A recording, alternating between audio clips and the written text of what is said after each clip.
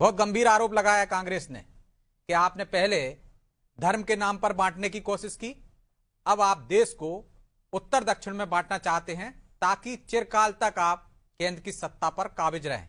क्या ऐसा कोई षड्यंत्र है या कोई राजनीतिक रणनीति आपकी छिपी हुई है परिसीमन के पीछे? आवाज नहीं आ रही, अनम्यूट कर लीजिए। जी। ब्रजेश जी, कांग्रेस की संविधान की समझ जो है अब राहुल गांधी जी की समझ से मेल खाने लगी है। परिसीमन या डिलिमिटेशन जिसे हम कहते हैं देश में पहली बार नहीं हुआ है।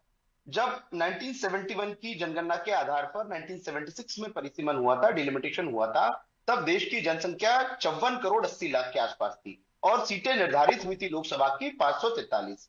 आज देश की जनसंख्या 140 करोड़ के आसपास है और आज भी जनसंख्या के अनुपात में हमारा जो लोकसभा का प्रतिनिधित्व है ये 543 ही है। तो कहीं ना एक असमानता का आप पूरा विश्व परिदृश्य देख सकते हैं। दूसरा जो सबसे बड़ा विषय आ रहा है कि हम पिछले 2 दशक या 3 दशक से देख रहे हैं कि हमारी जो नारी शक्ति है, हमारी जो महिलाएं हैं, उनको किस प्रकार से पॉलिटिकल रिप्रेजेंटेशन देने की बात हम करते हैं।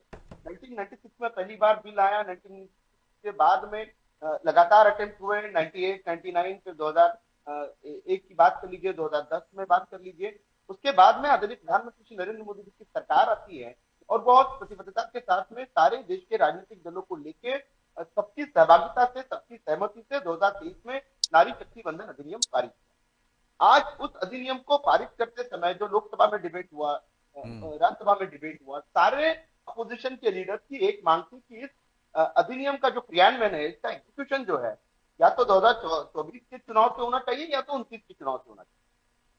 24 के चुनाव से प्रैक्टिकली पॉसिबल नहीं था क्योंकि चुनाव मुहाने पे था, लेकिन 29 के चुनाव से किस प्रकार से हम इसको इम्प्लीमेंट कर पाए, इसके लिए आदरणीय प्रधानमंत्री जी देश के सारे जो प्रमुख स्टेक होल्डर्स हैं, चाहे राजनीतिक दलों की बात कर लीजिए, कॉन्स्टिट्यूशनल एक्सपर्ट की बात कर लीजिए, सबसे चर्चा उपरांत एक ऐसा विषय आया कि हम constitutional amendment 131 first constitutional amendment लेकिन लाएंगे। आपकी बातों से तो ये आशंका और प्रबल हो रही है कि आप कह रहे हैं कि महिला बिल जो आप लेके आए, नारी वंदन बिल, कि इसकी आड़ में आप परिसीमन कर लें, अपनी राजनीतिक रणनीति को आप वो कर लें लागू, क्योंकि इसके विरोध करेंगे तो आप कहेंगे महिला विरोधी है।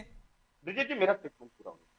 देखिए, साउथ के स्टेट का जो कांग्रेस का कंसर्न है, कांग्रेस जो बार बार आरोप लगा रही थी डिलिमिटेशन में साउथ और नॉर्थ इस प्रकार का डिवाइड हो जाएगा। कल भी हमारे देश के जो संसदीय कार्य मंत्री है किरण रिजिजू, उन्होंने बहुत स्पष्टता के साथ में कहा, आदरणीय प्रधानमंत्री जी के आदेश से भी बहुत स्पष्ट हुआ, किरण रिजिजू ने स्पष्टता के साथ में कहा कि हम प्रोपोर्शनेट इंक्रीमेंट करने वाले हैं।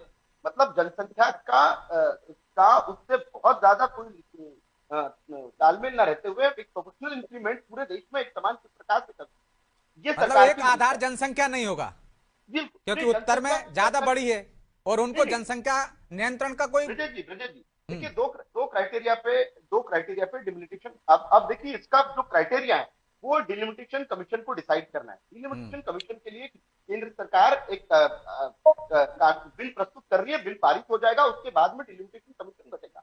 उसमें तो कोई भारतीय जनता पार्टी का बहुमत नहीं रहेगा।